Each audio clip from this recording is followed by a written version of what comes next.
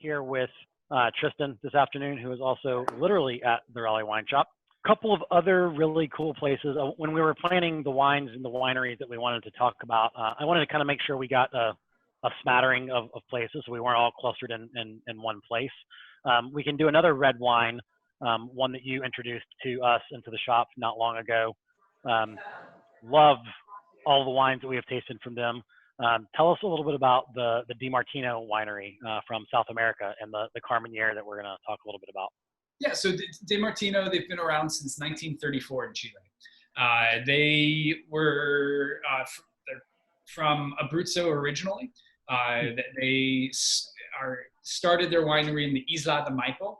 So literally, it's in the Entre de Cordilleras, so in the middle zone between the Andes and between the coastal area. It's all massive amounts of alluvial gravel, which, if for those of you that love Bordeaux, it's a very similar soil type, right? Difference is it's much drier than Bordeaux, and you get more warmth. They still have a diurnal shift, so you have cooler temperatures at night.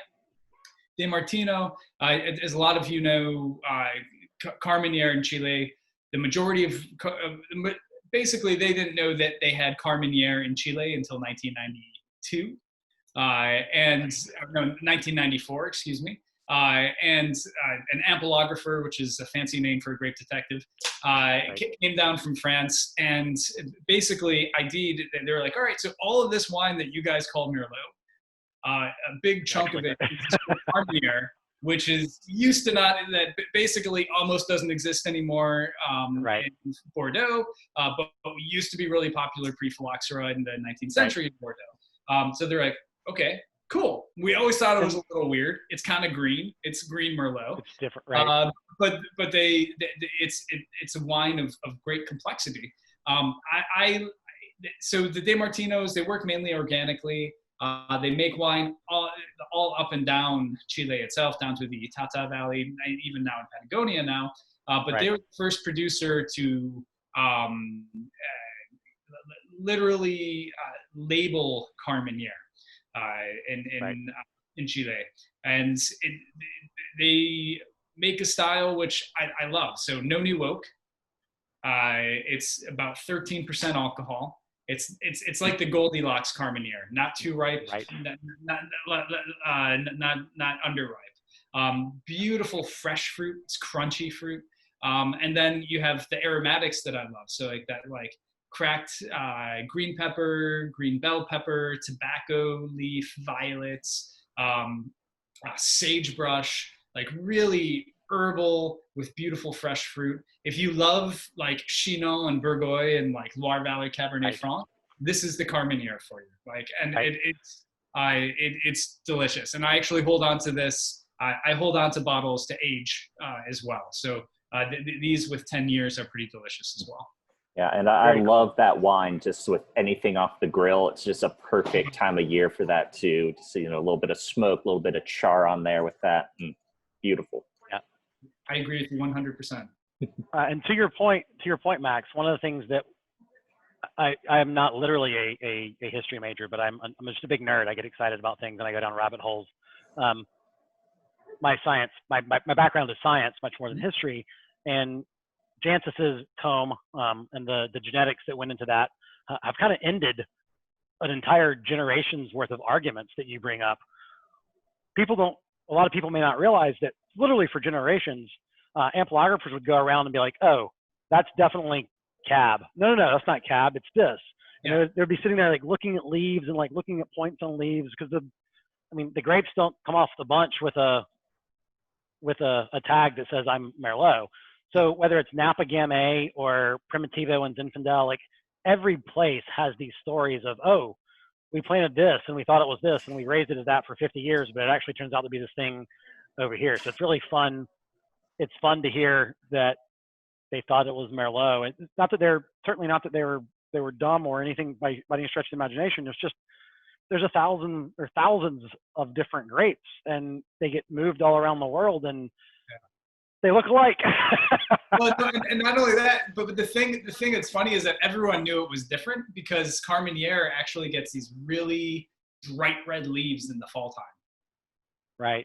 which like Merlot, if I'm correct, I believe Merlot doesn't get that. So they're like, all right, this is kind of different, but like it's still, they just didn't know exactly what it was, right? Understood. I'll also ask another question. You used a term that we use a lot, and I want to get like your perspective. What is crunchy wine? What does a crunchy wine mean to you? Like, what does that taste like, and what does that feel like on Max's palate when you call a wine crunchy? It's kind of like me. It likes like Birkenstocks, the Grateful Dead, hiking, right? Mountains. No, it's a texture thing, right? So a lot of times, even though it's not really as much the case anymore, because I think the new generation of Chilean winemakers are all about freshness in their wines. A lot of times people consider Chilean wine to be really full-bodied, really fruit-forward, and like that, like a salt on the palate, right? Like the big flavor days of Napa, right.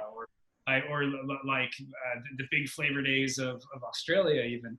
And crunchy is you salivate when you drink it, right? There's acid in a red wine, and you're like, oh yeah, and it's fresh, and it has minerality, has verve, and for me that kind of goes. All of those components go into what's a crunchy red wine.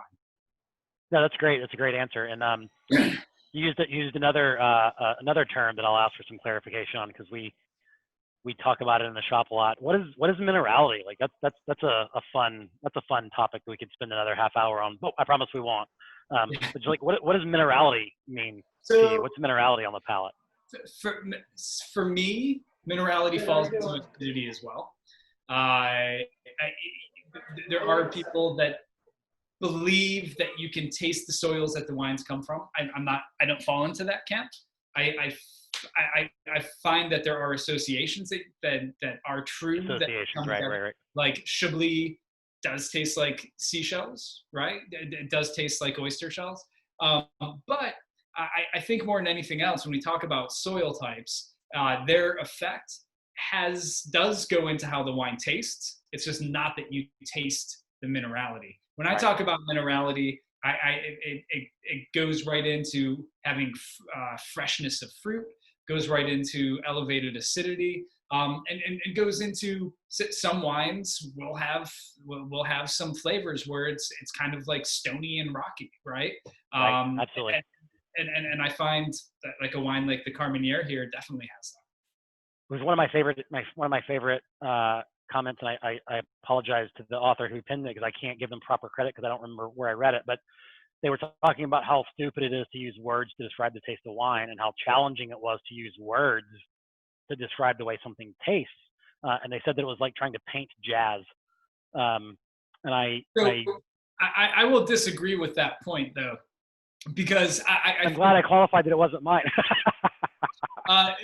Because I mean, really part of the joy of tasting wine is analyzing wine, right? Right. Yes, every time I drink wine, I'm not breaking it down for all the different fruit and like secondary aromatics and oak and malolactic fermentation. And right. All that. Sometimes I'm just sipping wine and having a good time, right? But there is, when you taste professionally, describing a wine, there are flavor profiles of all the wines and all the grapes in the world, which are unique to those. And I think it's important to know those. And I think it's important to understand how varying levels of tannin, varying levels of acidity, varying levels of alcohol. It's really, if you want to increase your enjoyment, that is a surefire way to increase your enjoyment. Right. Because it opens up a whole nother world, and it's scientifically proven to help your memory as well as you get older. And there have been studies on that. I'll have to look those back up and email them to you. But please, dude, that'd be great. I remember seeing New York Times and NPR not too long ago. And as the English really major, cool. I feel like I need to jump in. English is a little more limited in other languages in terms of specific words for taste and textures, but that's what makes us a little more creative, a little more outside the box when it comes to us sort of breaking down these wines.